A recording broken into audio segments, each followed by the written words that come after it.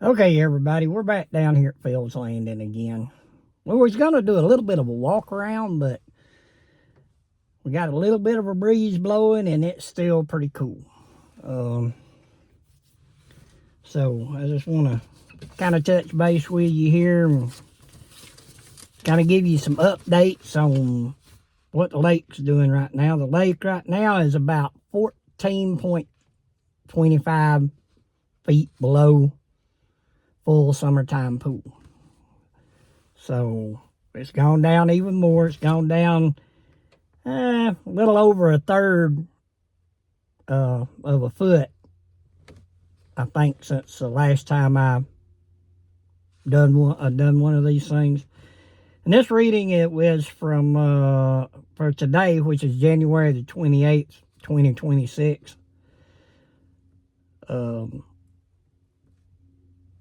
At 2:15 p.m. That's where it's from the dam. And our water temperatures, let's see. We got about a 3-mile-an-hour steady wind. I'm sure it's gusting every now and then, a little over that. It's 3 miles an hour is not a whole lot, but the cooler air I'm starting to feel. Right now it's about 33 degrees or so. So, you know, it needs to warm up a little bit more. Water temperature, they're saying is 63, but I don't think it's going to be quite that warm. It's probably going to be closer to around 59, maybe 60. That would be my guess. But these are readings from Cartersville down at the dam, so, you know, have to take that with a grain of salt.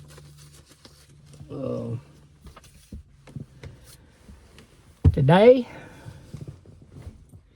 the sun is shining. As far as the sun and all that stuff, it's a really nice day. It's cold, and that little bit of a breeze makes it cut.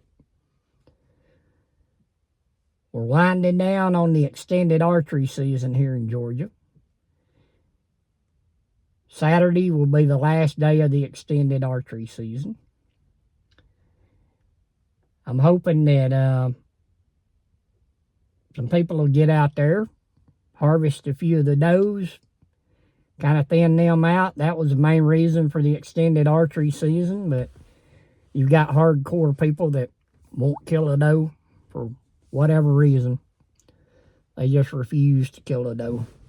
I don't understand it, because the quality deer management says you have to take some does. We just get too many does in there, which means your bucks won't drop their antlers until all the does are bred. And if the rut just keeps going, there's a small rut that comes in October that most people don't know about. It's mostly the most mature does that come into heat. And the mature bucks, they won't chase them because the mature does know what's going on. And they'll go find the bucks. And they'll get bred during that. It's not a real big rut, so sometimes that's usually when you'll start seeing some signs. Scraping, you know, the horn trees start usually in September. You'll have some scraping in September, but it's usually in October when you start seeing some rut sign as far as making scrapes and stuff, marking territory. Then the main rut comes in November, when all the bucks are going crazy and, you know, does are going every which way. Some of them are being bred by younger bucks, which, you know, if you want the quality bucks, you got to, you know, thin the does out to get the better genetics. Thin some of the young bucks out, your what I call raghead bucks, the ones that are got weird antlers on them. You got 2 points on one side and 1 point on the other side, or vice versa. Some of those are good cull bucks. Those are good meat deer. If you're going to shoot a doe, make sure you shoot the bigger does, because they already know what's going on with their bodies. And if you thin out your bigger does, then your bucks have to do more chasing, because the younger does don't know what's going on. But you got the November rut, which is pretty big. Then 28 days after that, you got a December rut. And sometimes that one can be pretty big. A lot of times your bigger bucks really start chasing them, because in November, they will chase some, or they'll follow, but you still usually have enough mature does that they don't have to do a lot of following. They will burn off a lot of fat. And then in December, they'll start doing a lot of chasing, because a lot of your young deer, young does, don't know what's going on. They don't understand why this big brute's chasing them. And then you actually have one that comes in January. I have seen them chasing in February. And I was down here crappie fishing one time here at Phil's Landing, and I heard something going through the woods, and I looked up, and it was a doe, good-sized doe. And she went down, across the creek, went up the ridge on the other side, and then I heard something else and looked up, and it was a buck. Nice 8-point, nice rack on it, still on its head. And this was at the end of March, middle to end of March. So we've got to thin the does out. If we had a better buck-doe ratio, your bucks would lose their antlers sooner. They should be losing their antlers in January, February at the latest. And if they did that, you'd gain about 2 months worth of growing time on the antlers. And that would make bigger racks. Better quality bucks. And it's just hard to get people to understand that. They have it in their head, they want to get that buck first. Well, in my opinion, and it's just my opinion, some people will disagree with me, but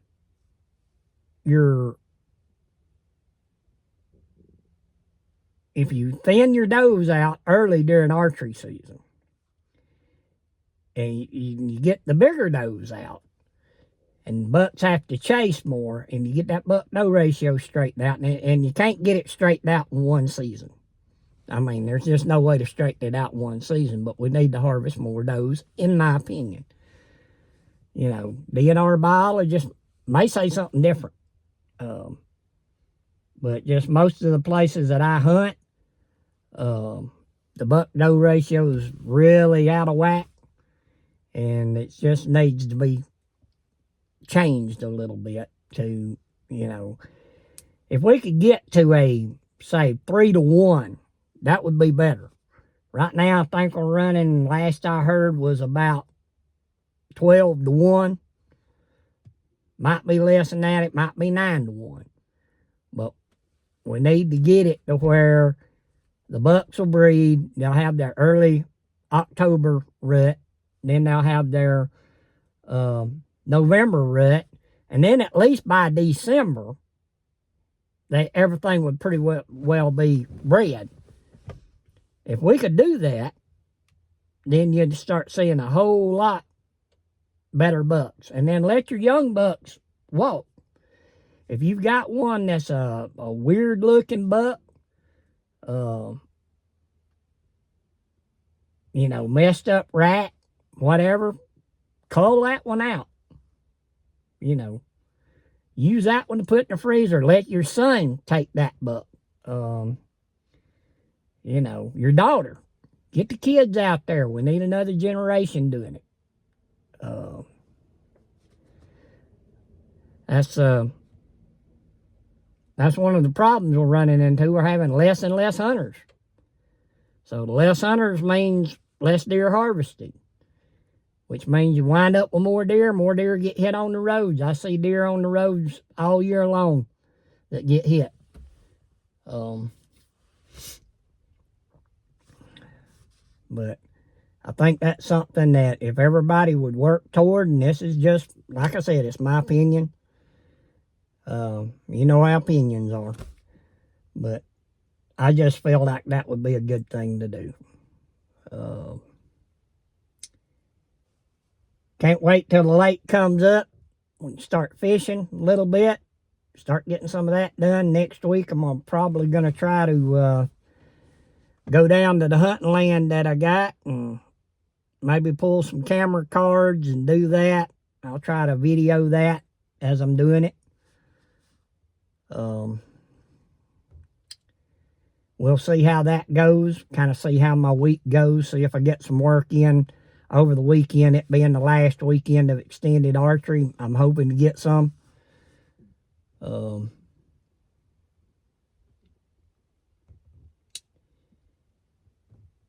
we shall see how it goes. Y'all get a chance to pass the word along about this thing that I'm trying to get started with the videos on YouTube. Trying to build this up. Share it. Subscribe. Pass it along. Get your friends, your buddies, family members. Get them to subscribe. Doesn't cost nothing to subscribe. I can get this thing going. It's kind of what I'm going to be doing a lot of during the summer. I don't know if anybody's going to be out hog hunting or anybody's got any cows they want done. But you need to start getting in contact with me on that. So I know whether or not I'm even going to try to keep my coolers and freezers running. I'm leaning kind of towards shutting everything off. But I need to hear from some people and let me know, there's something going to happen that, I got work to do. But we're going to try. That's all we can do is try. Like Granddaddy said one time, he said, the good Lord does not take any time off of your life clock that you spend in the woods or on the water. I believe my granddaddy, and I believe that's true. Because you get a chance to relax. Even if you're really high-strung, you fish a lot of bass tournaments, you get mad because things ain't going right at the bass tournament. It's something different. Your normal day, normal stress is one thing. But then when you get out on the water, you get out in the woods, to me, it's not the killing of an animal. It's the communing with nature. Getting with your friends and going. I used to hunt a lot by myself. And I harvested a lot of animals by myself. But it's not the same, Now I try more to get somebody else's animal more than I try to get an animal. I did real good this year, though. For me, anyway, I harvested 5 does, which, fill my freezer up. I'm in good shape on meat right now, so I don't have to worry about that. I've helped some friends of mine go. I've helped them zero in their crossbows. I've helped zero in a few scopes this year, which goes a long way. Sharpened a bunch of hunting knives. And the knives I use in the shop cutting up deer meat. That's beginning to be a lost art. People don't remember how to sharpen a knife anymore. Nobody teaches it anymore. I may do a video on that if y'all are interested. Just drop me a line and I'll see if I can throw something together. Just, and what I do is old-fashioned sharpening. It's something that's not done much anymore. If you see videos on sharpening knives, they show you one way to do it, and the way I do it is different than most folks. The old timers will understand the way I'm sharpening a knife. But young folks, you know, they don't understand. But hopefully we'll be able to get out here and we'll be able to get some fish. I may show you how I fillet fish there at the shop when I get me a good mess of fish to clean. I can't really show you a whole lot on the processing because YouTube won't let you show stuff like blood and, you know, field dressing. You can't show that stuff on there because you're going to see blood and guts. A lot of people don't know where their food comes from. They don't know where their meat comes from. They don't understand what's involved. And that's something that we need to get out there. We need to let people know. YouTube needs to quit just cutting that stuff out, because that's part of being, you know, an outdoorsman, is learning how to do that stuff. You know, people order field dress a deer before they ever bring them out of the woods. That does two things. Once, it gets the guts out, and it starts letting the deer cool off. The quicker you can cool that deer down, the better the meat's going to be. And also, it leaves 30, 40 pounds in the woods you don't have to drag out. And for the most part, you can go back that evening and hunt, and them guts won't be there. They'll all be cleaned up and gone. I did hunt one time, and I killed 2 does, and I gutted them where they laid, and they was both on each side of a game trail. One on one side, one on the other, about maybe 5 to 8 yards off the trail. I gutted both of them, got them out, went back that evening, and the gut piles was still there. They didn't get cleaned up. And another doe come down that trail, and I shot her. So the gut piles does not mess your hunting up. A lot of people thinks it does, but it don't. It don't mess the hunting up at all. So field dress them deer before you bring them out. You know, in Georgia, you got to get a confirmation number. So I got to have it before I can do anybody's deer. So hopefully everybody will remember that this year. And coming next year, when the next deer season starts, yeah, maybe we can have a good deer season. This year's a little bit slow. I was down some this year, but everybody was down some. I haven't talked to too many processors, and, well, I haven't talked to too many that was up much. Everybody was down from the year before that I've talked to, and I've talked to about 4. So, and that's in this general area. And I think a lot of that might be that people have got an opportunity to work, and they're trying to work and make some money, and I don't blame them for that. During the COVID, nobody could work, so everybody went hunting. And there was quite a few brought in, you know, during that time. So I hope people get out and they hunt some wild hogs and bring them in. If you got any goats you need done, sheep, domestic pigs, cows, any of that stuff, let me know. I'll be glad to do them for you.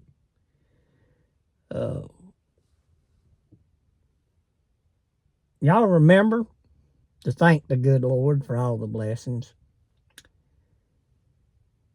He's give you a bunch of them. A lot of them you probably don't even recognize. But if you wake up in the mornings and you open your eyes and you can see in your room, that's a blessing.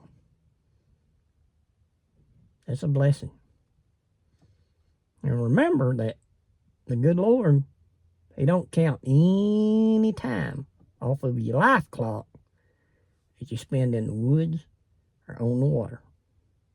Enjoy your family. Enjoy your friends. Y'all remember to Keep your aim true and your line tight. Before long, I'll tell you a little story about what got me into being hooked on fishing and being an outdoorsman. Pretty good story about my uncle taking me fishing. He was the first one to ever take me fishing. But y'all get a chance to thin some does out. We got till Saturday, the end of the month. Let's thin some does out, put some meat in the freezer, feed some families. Sandy's Outdoor Enterprise, located at 8896 Knox Bridge Highway in Canton, Georgia, 30114. The shop number is 770-479-4588. I'm open right now, 8 to 5.